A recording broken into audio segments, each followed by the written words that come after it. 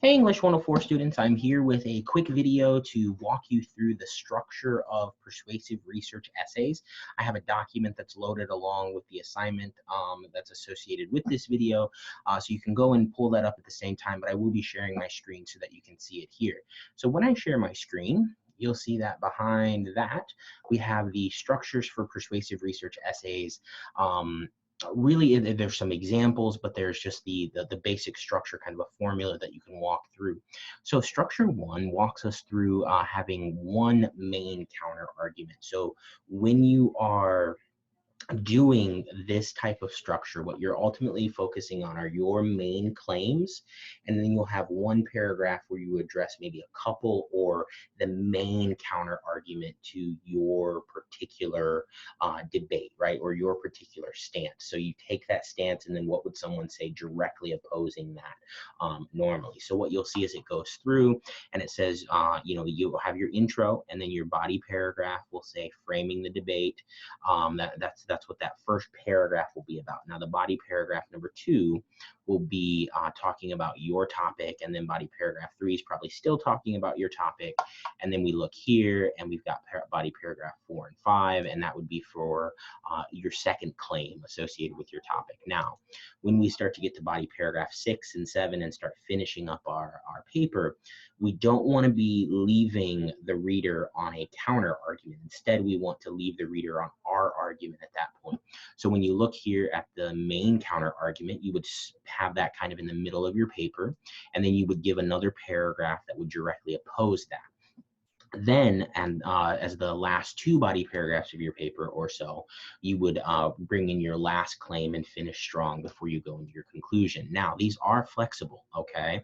It doesn't mean that you have to have exactly 2 body paragraphs for point 1, exactly 2 body paragraphs for point 2, or 1 paragraph for a counter argument. You can do different structures than what this is showing you here, but this is kind of the basic structure, especially if you're struggling. And so an example of that would be, say you wanted to write a paper about drone strikes, and you are pro drone strikes. You would say, body paragraph 1 would be framing the debate, so the pros and the cons of drone strikes. Then body paragraph 2 and 3 would really be how drone strikes are safer overall to be able to kill the enemy. And then body paragraph 4 and 5, you would say it's cheaper than long-term use of soldiers on the ground.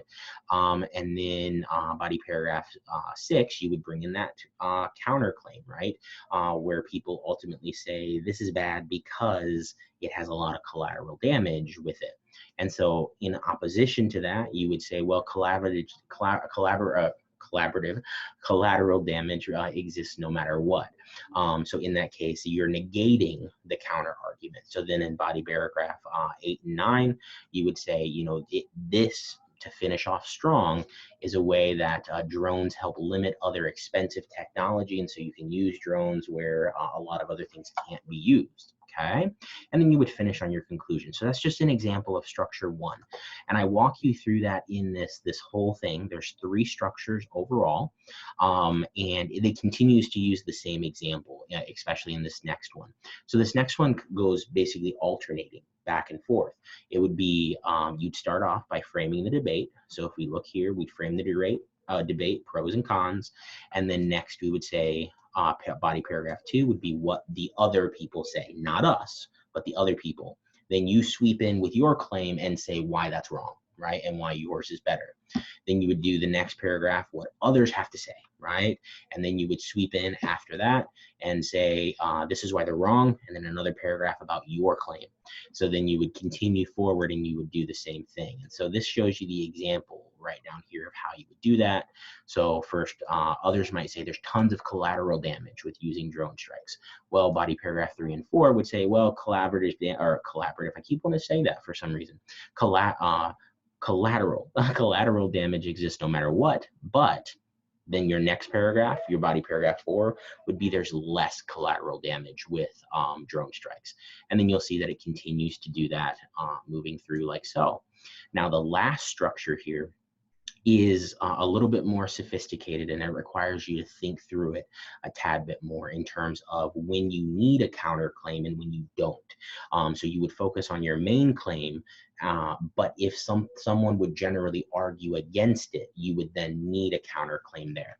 So hopefully this document walks you through the basic structures that you can follow for your persuasive research essays. These are not the only structures, but they're the ones that I wanted to show you, and they'll be attached to this video, okay?